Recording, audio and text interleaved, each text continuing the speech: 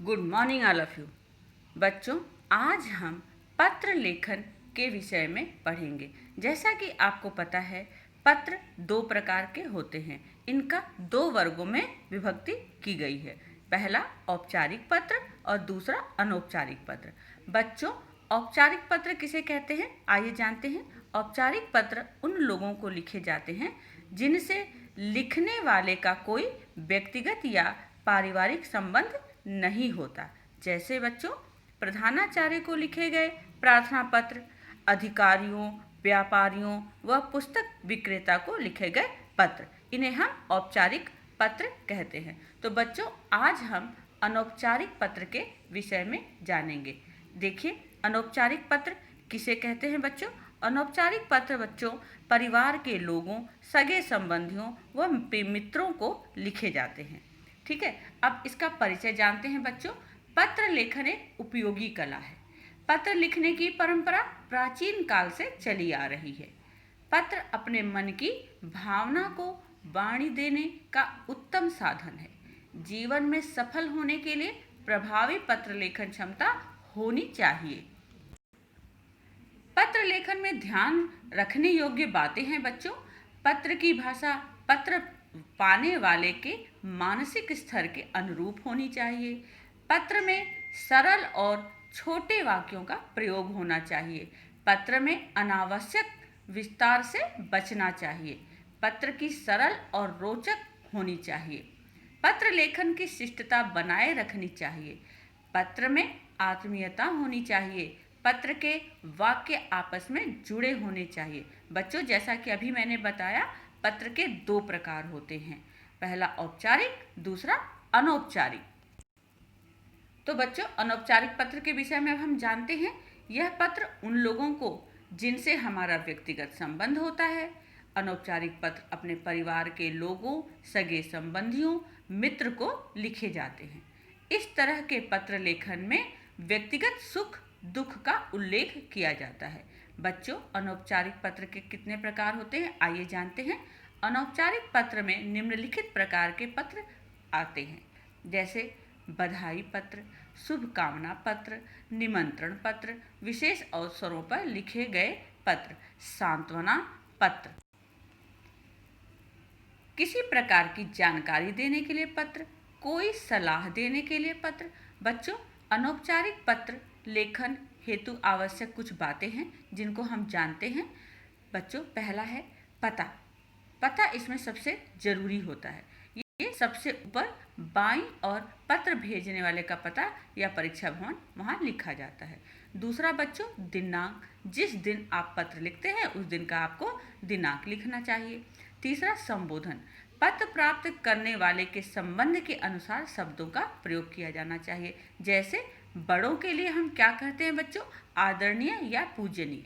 जब हम अपने किसी बड़े को पत्र लिखते हैं तो उस समय हम आदरणीय माताजी, पिताजी या पूजनीय पिताजी ये करके हम संबोधित करते हैं।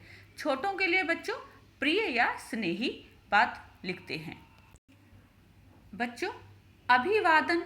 जिसको पत्र लिखा जा रहा है उसके साथ संबंध के अनुसार अभिवादन का प्रयोग किया जाता है।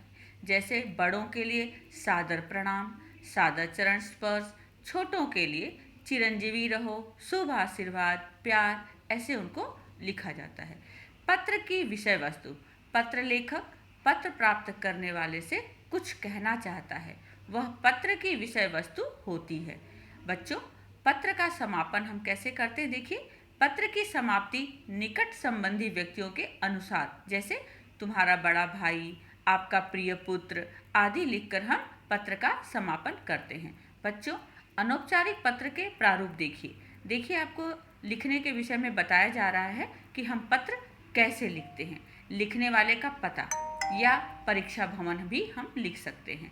फिर आप अपना मतलब वहाँ पर आप अपना एड्रेस लिखिएगा, अपने शहर का नाम जहाँ आप रहते हैं। फिर आप दिनांक लिखेंगे। फिर आप संबोधन, जैसा कि अभी ऊपर बताया गया है।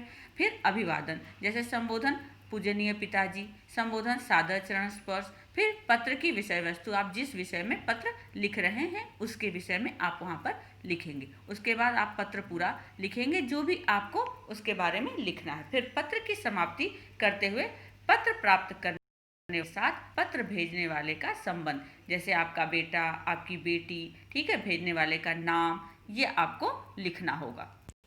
अब बच्चों मैं आपको एक उदाहरण देती हूँ। मित्र को परीक्षा में प्रथम स्थान प्राप्त करने पर उसको बधाई पत्र लिखना है। देखिए, जैसा कि अभी आपको मैंने पहले समझाया, पहले ऊपर हमने परीक्षा भवन लिखा, अपना एड्रेस लिखा, फिर अपने शहर का नाम, दिनांक, जैसे मान लीजिए 29/4 को हमने ये पत्र लिखा है। फिर प्रिय मित्र, सदा सुखी रहो, मैं कुशल मंगल हूँ और आशा करता हूँ कि तुम भी कुशल मंगल होगे। कल तुम्हारे पिताजी ने फोन किया तो कि तुम बोर्ड परीक्षा, यह समाचार सुनकर मन खुशी से भर गया। मुझे तो विश्वास था कि प्रथम आओगे। इस परीक्षा के लिए तुम्हारे परिश्रम ने ही तुम्हें इस ऊंचाइयों तक पहुंचाया। मुझे पूरी आशा थी कि तुम्हारा परिश्रम ही रंग लाएगा। तुमने प्रथम स्थान प्राप्त कर यह सिद्ध कर दिया कि दृढ़ संकल्प और कठिन परिश्रम से कुछ भी प्राप्त किया जा सकता है। मैं सदैव यह कामना करूंगा कि तुम्हें जीवन में हर परीक्षा में प्रथम आने का सौभाग्य मिले। तुम इसी तरह अपने परिवार और विद्यालय का नाम और गौरव बढ़ाते रहो। इसी प्रकार मेहनत करते रहो और सभी को प्रसन्नता प्रदान करो। तुम्हारा मित्र। अब आप वहाँ पर अपना नाम लिख सकते हैं। फिर बच्चों, अब अभ्यास के लिए आपको एक पत्र का विषय दिया जाता है। अपने मित्र को भाषण प्रतियोगिता में प्रथम स्थान प्राप्त करने पर बधाई पत्र लिखिए। बच्चों एक बार मैं आपको फिर से दोहराते हुए बता रही हूँ कि अनौपचारिक पत्र किस प्रकार लिखा जाता है। बाईं ओर पत्र लिखने वाले का पता लिखा जाता है, इसके नीचे तिथि लिखी जाती है, इसके नीचे जिसे पत्र लिखते हैं उसे हम संबोधित करते हैं, जैसे आदरणीय पिताजी, प्रिय मित्र, आदरणीय भैया आदि। इसके नीचे हम अभिवादन लिखते हैं बच्चों, जैसे प्रणाम, नमस्ते, चरण स्पर्श, सुखी रहो आदि। पत्र के पहले अनुच्छेद में हम हालचाल व कुशलता पूछी जाती है और बताई जाती है। अगले अनुच्छेद में हम क्या कहते हैं बच्चों, विषय को विस्तार दिया जाता है, उसके विषय में बताया जाता है। फिर अंतिम में हम 2 वाक्यों में अन्य सदस्यों के प्रति अभिवादन लिखते हैं, जो घर में और भी सदस्य हैं। जैसे अगर आपने माता जी को पत्र लिखा तो पिताजी को प्रणाम, छोटे भाई बहन को प्यार आदि लिखते हैं। इसके नीचे पत्र प्राप्त करने वाले से संबंध लिखा जाता है। जैसे अब आप आखिरी में जब पत्र का समापन कर रहे हैं तब आप वहाँ लिखेंगे, जैसे तुम्हारा मित्र, तुम्हारी सखी, तुम्हारा पुत्र, आपकी बेटी आदि। फिर उसके बाद उसके नीचे आप अपना नाम लिखेंगे। तो बच्चों, आप इस पत्र को इस प्रकार से लिख करके पूरा करेंगे। धन्यवाद।